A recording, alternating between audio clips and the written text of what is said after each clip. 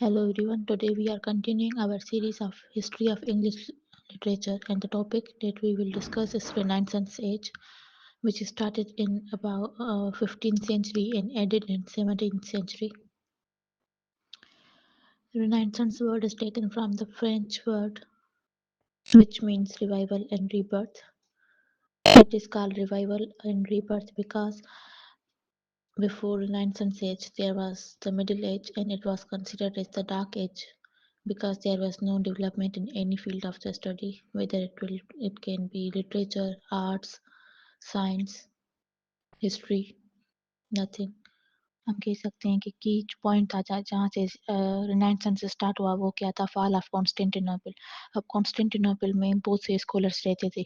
जब इसकी फॉल हुई तो ग्रीक स्कॉलर्स थे वो सारे यूरोप में फैल गए. मोस्टली वो कहाँ गए फ्लोरेंस में जो एक इटली का शहर था. ठीक है. तो अब वहाँ पर फ्लोरेंस गए तो वहाँ पर ज़्यादातर वो गया मतलब पढ़ाई का रुझान हो गया और लोगों ने क्लासिकल लिटरेचर को पढ़ना स्टार्ट कर दिया. तो उसके नतीजे में बहुत से स्कॉलर्स आए जैसे डांटे पेट्रार्क. पेट्रार्क को फादर ऑफ ह्यूमनिज्म कहते हैं जो की कैरेक्टरिस्टिक्स है रिनाइंसेंस की. ठीक है. अब थॉमस मोर और फिलिप सिडनी तो वो बाद में आए जो मतलब इंग्लिश लिटरेचर में हम कह सकते हैं कि वो फर्स्ट रिनाइंसेंस के एक्सपोनेंट्स थे. तो जब यहाँ पर इटली में रिनेसांस आ गई तो इंग्लैंड में इतनी नहीं आई थी क्योंकि वहाँ पर बहुत से मसाइल चल रहे थे जैसे बैटल ऑफ रोजेस हो रही थी. बैटल ऑफ रोजेस के बाद ये एक जंग थी दो रॉयल फैमिलीज के बीच में. उसके बाद हेनरी सेवन आया इंग्लैंड में, वो रूलर था. जब ये आया तो इसने क्या किया रोमन कैथोलिक चर्च जो था उससे अपना ताल्लुक तोड़कर वो खुद हेड ऑफ स्टेट और हेड ऑफ चर्च बन गया. मतलब जो हेड ऑफ स्टेट था वो खुद रिलीजन पे भी वही थी, उस रिलीजन के हेड भी वही थी. तो हेनरी सेवन के टाइम में इतना मतलब रिनाइंसेंस की डेवलपमेंट नहीं हुई. तो एलिजाबेथ वन जब आई तब मतलब रिनाइंसेंस में डेवलपमेंट होना स्टार्ट हो गई. इसलिए एलिजाबेथ रिनाइंसेंस एज का दूसरा जो वर्ड है या दूसरा नेम है वो क्या है एलिजाबेथन एज. जो रिनाइंसेंस एज है वो डिवाइडेड है 3 एजेस में. एक एलिजाबेथन एज, एक जैकोबियन एज और थर्ड नंबर प्यूरिटन एज. अब देखते हैं कि रिनाइंसेंस में डेवलपमेंट कौन-कौन सी हुई. पहले जो की डेवलपमेंट है वो प्रिंटिंग प्रेस की इन्वेंशन. प्रिंटिंग प्रेस की इन्वेंशन की वजह से जो बुक्स है और रीडिंग है वो स्टार्ट हुई क्योंकि पहले जो थे बुक्स वो हैंड रिटन होते थे तो बहुत मुश्किल होती थी. एक बुक को लिखने में बहुत टाइम लग जाता था. बट जैसे ही प्रिंटिंग प्रेस की इन्वेंशन हुई तो बहुत ईज़ी हो गए बुक्स जो थे वो ज़्यादा क्वांटिटी में मतलब पब्लिश करना. उसके बाद एनाटॉमी में बहुत से वर्क्स हुए जैसे एंटियूस वेसिलियस का डी ह्यूमनी कॉर्पियस फैब्रिका. उसके बाद वास्को डी गामा ने सी रूट एक तो वो किया डिस्कवर किया इंडिया की तरफ हम कैसे जा सकते हैं. पहले सिर्फ लैंड का रास्ता था तो उसने सी रूट भी डिस्कवर किया. उसके बाद क्रिस्टोफर कोलंबस ने अमेरिका डिस्कवर किया इन 1492. निकोलस कोपर्निकस ने हेलोसेंट्रिक मॉडल दिया सोलर सिस्टम में. पहले ये समझा जाता था कि जो सन है वो क्या करता है ऑर्बिट करता है अर्थ के अराउंड. बट इस मॉडल में क्या हुआ कि जो ये पता चला कि सन जो है वो नहीं अर्थ और प्लैनेट्स जो थे वो उसके इर्द गिर्द रोटेट करते थे. तो ये थे मतलब डेवलपमेंट्स. अब हम देखते हैं कि रिनाइंसेंस की कैरेक्टरिस्टिक्स क्या क्या है. तो पहली जो फर्स्ट इम्पोर्टेंट कैरेक्टरिस्टिक्स है वो क्या है ह्यूमनिज्म पे एम्फेसिस. मतलब पहले रिलीजन पे ज़्यादातर उस रिलीजन पे फोकस था बट रिनाइंसेंस में ह्यूमन मेन खुद एक स्टडी बन गया. उस पर क्या आ गई इम्पोर्टेंस आ गई एम्फेसिस आ गई. तो जो नीचे के हैं सारे पॉइंट्स वो ह्यूमनिज्म के ही मतलब एक सब कैटेगरी हम कह सकते हैं ह्यूमनिज्म में. दूसरा क्या था रीडिस्कवरी ऑफ क्लासिकल एंटिक्विटी. मतलब जो था ग्रीक लिटरेचर और क्लासिकल जो भी लिटरेचर थे उसकी मतलब वो रीडिस्कवरी हुई. लोगों ने पढ़ना स्टार्ट कर दिया ग्रीक लिटरेचर को जैसे प्लेटो के वर्क्स को. अब जो प्लेटो का जो वर्क है रिपब्लिक वो बहुत उसने बहुत से स्कॉलर्स पे एक इन्फ्लुएंस किया. जैसे थॉमस मोर ने क्या लिखा यूटोपिया लिखा प्लेटो की रिपब्लिक की वजह से उससे मतलब इन्फ्लुएंस होकर. और फिलिप सिडनी ने डिफेंस ऑफ पोइजी लिखा. ये भी एक वर्क है जो प्लेटो ने ही जैसे डिफेंड की थी पोइट्री को ऐसे ही मतलब इसने सर फिलिप सिडनी ने लिखे. उसके बाद डिस्कवरी ऑफ एक्सटर्नल यूनिवर्स हुई और मतलब यूनिवर्स और गैलेक्सीज वगैरह में बहुत सी मतलब क्या स्टडी हुई. उसके बाद ह्यूमन्स की प्रॉब्लम्स के बारे में लिखा गया. डार्क एजेस में क्या लिखा जाता था सिर्फ ह्यूमन्स की रिलेशंस के बारे में फ्रेंडशिप वगैरह के बारे में लिखा जाता था। बट इस रिनेसांस में क्या हुआ, ह्यूमन की हर एस्पेक्ट के बारे में लिखा गया और इंडिविजुअलिज्म को ज़्यादातर फोकस किया गया। जैसे शेक्सपियर के वर्क से हेमलेट, उसने साइकोलॉजिकल प्रॉब्लम्स ऑफ ह्यूमंस के बारे में लिखा है।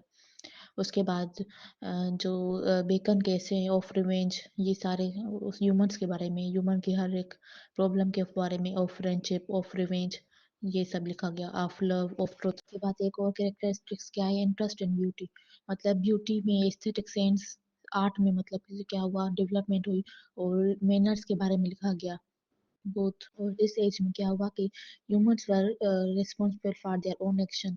तब पहले क्या होता था, ये लिखा जाता था कि डेस्टिनी है, डेस्टिनी में जो लिखा है वही होगा, लेकिन इस एज में क्या हुआ कि ह्यूमंस को अपनी एक्शंस के लिए अकाउंटेबल किया गया। जैसे शेक्सपियर का हेमलेट है, और उसके बाद क्रिस्टोफर मार्लो का डॉक्टर फोस्टस है। डॉक्टर फोस्टस लास्ट में उसकी डेथ ऐसे ट्रेजिक क्यों हुई, क्योंकि उसको ज़्यादा पावर चाहिए, और पावर की वजह से ही वो लास्ट में मतलब उसकी इतनी ट्रेजिक डेथ हुई। स्पेंसर का फेरी कहनी भी ऐसे ही है। एक एग्जांपल हम ले सकते हैं कि कैसे मैन को अपने एक्शंस के लिए अकाउंटेबल किया गया। अब आगे हम देखते हैं एलिजाबेथन ड्रामा को।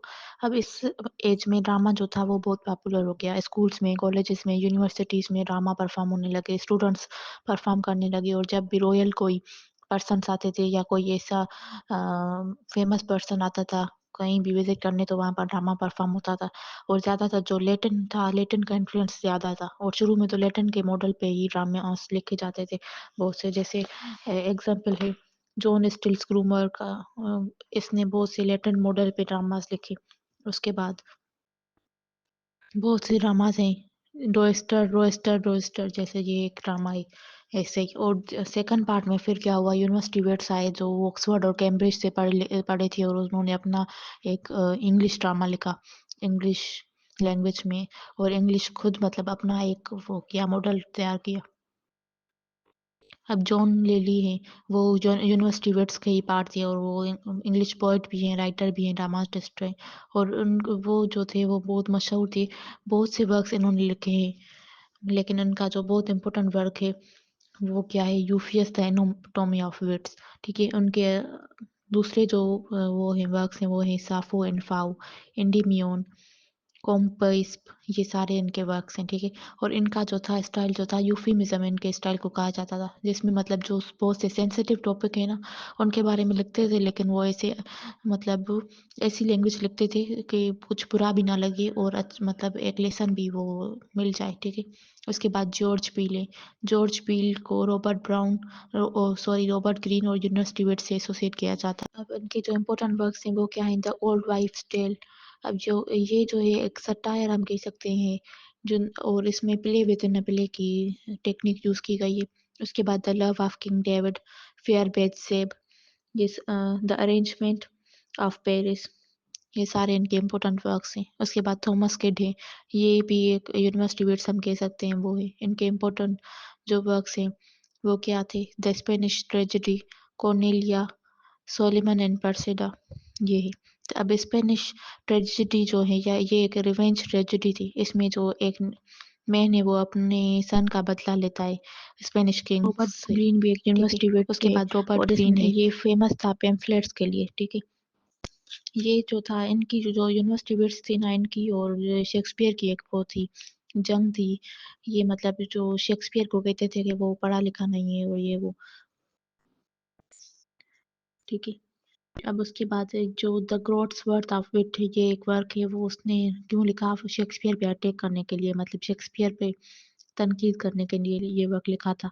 उसके बाद पेंडोस्टो एक और वर्क है, द हिस्ट्री ऑफ ऑरलैंडो फ्यूरियोसो, मेनाफोन, ये सारे इनके वर्क्स हैं। मेनाफोन जो है वो एक से सोनेट की सीरीज है। उसके बाद क्रिस्टोफर मार्लो है। Christopher Marlowe English playwright है, पोइट है, ट्रांसलेटर भी है। ये एक फ्रेंड था शेक्सपियर का, लेकिन ये मतलब पढ़ा लिखा था। जैसे शेक्सपियर जो था वो उसने बस एक्टिंग की थी पहले, फिर ड्रामा से स्टार्ट किए लिखना। ठीक है, और इस पर शेक्सपियर का इन्फ्लुएंस भी था। ये बहुत मशहूर है ब्लैंक वर्ड्स के लिए, ब्लैंक वर्ड्स और माइटी वर्ड्स के लिए, माइटी लाइन्स के लिए। ठीक है, अब इसके जो इम्पोर्टेंट वर्क्स हैं वो क्या हैं, the tragedy of Dido, queen of Carthage, Tamburlaine the great, the Jews of Malta, the tragedy of Edward, massacre of Paris, اس نے پوئٹری بھی لکھی، اور اس کا جو بہت زیادہ امپورٹنٹ ورک ہے وہ ڈاکٹر فوسٹس ہے۔ یہ ڈاکٹر فوسٹس جو ہوتا ہے اسکالر ہوتا ہے، اس نے ڈیول کے ساتھ پیکٹ کیا پاور آف نالج کے لیے، کہ مجھے تم پاور دینا، نالج دینا، اور لاسٹ میں تم میرا سول لے سکتے ہو، ٹھیک ہے۔ پھر لاسٹ میں وہ بہت پچھتاتا ہے، ریگریٹ کرتا ہے کہ میں نے کیوں یہ کیا، لیکن وہ لیٹ ہو گئی ہوتی ہے، ٹھیک ہے۔ اس کے بعد شیکسپیئر ہے۔ شیکسپیئر بھی ڈراماٹسٹ تھا، پوئٹ تھا، اور پہلے یہ تھا کیا تھا، ایکٹر تھا، ٹھیک ہے۔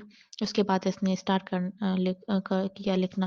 یہ پوئٹری بھی لکھتا تھا، 154 سونٹس لکھے ہیں اس نے، لیکن یہ ڈراماٹسٹ کے طور پہ یہ بہت زیادہ مشہور ہے، اور اس نے ہر اسپیکٹ کے بارے میں لکھا، ہیومنس کی لائف کے۔ اس کی کامیڈیز بھی بہت مشہور ہے، لیکن ٹریجڈیز جو ہیں وہ اس کی زیادہ مشہور ہے، جیسے Romeo Juliet, Hamlet, Macbeth, Julius Caesar, یہ ساری ٹریجڈیز ہیں۔ اس کے بعد بین جونسن ہے، اس نے تو سٹائر بھی لکھے، کامیڈی پلیز بھی لکھے، کامیڈیز بھی لکھی۔ اس کے بعد جو امپورٹنٹ ورکس ہیں وہ الکیمسٹ ہیں، وال پین ہے یہ۔ اس کے بعد ایلزابتھن پوئٹری ہے، اس میں زیادہ تر نام ایڈمنڈ اسپینسر کا آتا ہے، اور اس سے زیادہ تر بہت سے اس کے بعد جو بھی رائٹر آئے بہت انسپائر ہوئے، کیونکہ اسپینسر تو گریک سے ہی انسپائر تھا، اس نے فیری کوئن لکھا، یہ بہت مشہور ہے، اس کا موسٹ امپورٹنٹ ورک ہی فیری کوئن ہے۔ اس میں پروس بھی لکھا گیا، لیکن پروس اتنا وہ نہیں ہے، مشہور نہیں ہے جتنی پوئٹری سے بھی زیادہ ڈرامہ مشہور تھا اس ایج کا، رینیسانس ایج کا، یا ہم کہہ سکتے ہیں ایلزابتھن ایج کا۔ تو یہ تھا آج کا لیکچر، اور اس کے بعد ہم پیریٹن ایج کو دیکھیں گے۔